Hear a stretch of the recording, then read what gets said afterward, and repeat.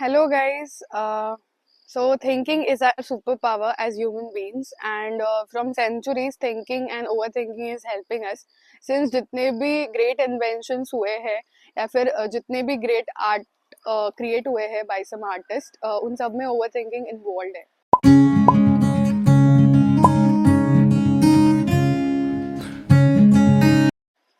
But basically आज के time पे जब भी अपन ये टर्म सुनते हैं ओवर थिंकिंग, तो it gives a negative vibe. मैं अपना पर्सनल एक्सपीरियंस शेयर करूंगी ओवर थिंकिंग को लेकर. सो जब भी मेरे दिमाग में कुछ मतलब जब भी मेरे साथ कुछ पॉजिटिव चीज होती है, तो I just have a thought or two and then it stops. But कुछ निगेटिव चीज अगर हो जाए, तो I get into a loop and then it I take it very personally and then the overthinking वाला thing happens and it is very paralysing because हम just दिमाग में ही रहते हैं, एक्चुअली कुछ लाइफ में करते नहीं.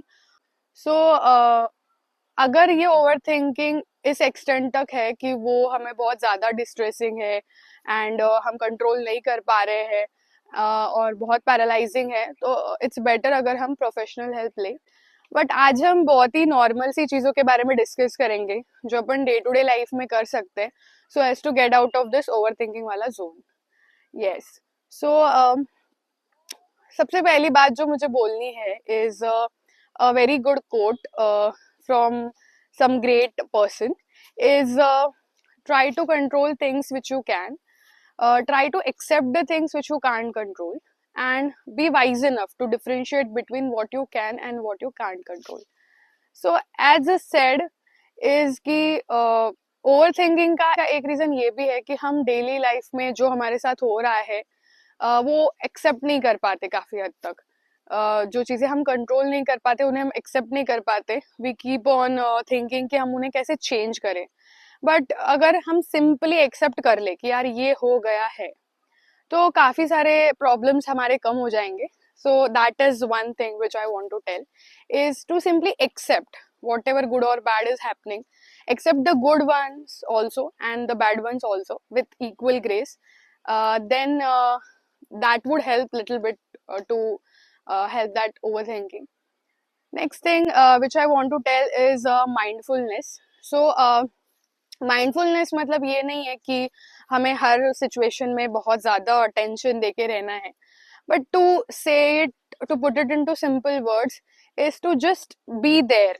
ओके, अगर हम एक पर्टिकुलर जगह पे चले गए, तो सिंपली हम उस जगह पे क्या करना है उसके बारे में अगर हम सोचे और ज्यादा आउट ऑफ द जोन जाके इधर क्या है उधर क्या है वो कम सोचे, या फिर पास्ट या फ्यूचर में ना रहे, that would help us to a greater extent. So yes, mindfulness is also the one which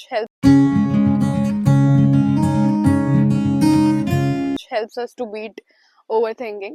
Next which I want to tell is some psychological things like कि अगर हम बार बार ओवरथिंकिंग वाले जोन में जा रहे हैं और अगर अपन एक अच्छे से ऑब्जर्व करें, तो हमें एक चीज अंडरस्टैंड होगी कि कुछ particular fields of our life जैसे कि एजुकेशन या रिलेशनशिप्स या फिर पर्सनल सम इंटरेस्ट और समथिंग लाइक दैट, तो एक पर्टिकुलर चीज को लेके हम ओवरथिंक करने लगते हैं. तो हम उस पर्टिकुलर चीज को आइडेंटिफाई करके उस ट्रिगर को ही पहले अगर हम स्टॉप करें, देन थोड़ा सा ज्यादा कॉन्शियसली रहे, तो मे बी हम उसे बीट कर सकते हैं. जो हमारा ट्रिगर है उसे आइडेंटिफाई करने के बाद अगर थॉट आने लगे, तो हम चैलेंज कर सकते हैं. सपोज हमारा कुछ लिमिटिंग बिलीफ है कि हम ये चीज नहीं कर सकते, तो हम उसे चैलेंज कर सकते हैं कि इज दिस रियली ट्रू, हम नहीं कर सकते, एंड फिर उसके ऊपर अकॉर्डिंगली एक्शंस ले. बेसिकली ये है कि हमारा माइंड हमें हेल्प करेगा अगर हम उसे राइट डायरेक्शन में यूज करेंगे. सो मोस्टली जो भी मेस इधर है उससे बाहर निकलते हुए फिजिकल वर्ल्ड में अगर अपन चीजें करेंगे, तो हम ये ओवर थिंकिंग वाले जोन को बीट कर सकते हैं.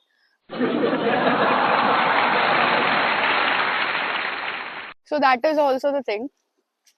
And other than this I would say कि अपने काम से काम रखेंगे. अगर काम से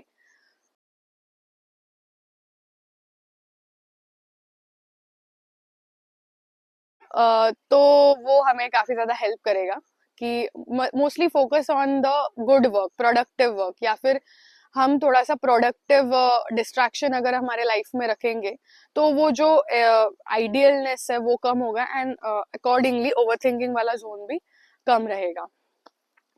एंड ऑल्सो अगर हम थोड़ा ज़्यादा ही एक लेवल अप कर लेते हैं, अगर हम खुद से सेंटर ऑफ फोकस हटा के दूसरों की हेल्प करते हैं, दूसरों के प्रॉब्लम्स को आइडेंटिफाई करके उन्हें एड्रेस करते हैं, तो हम अपने सेल्फ सेंटर्ड ओवर थिंकिंग वाले जोन से निकल के उनके बारे में सोचना शुरू कर देंगे. So that is also one thing कि giving a helping hand to others, that also helps us in beating over thinking.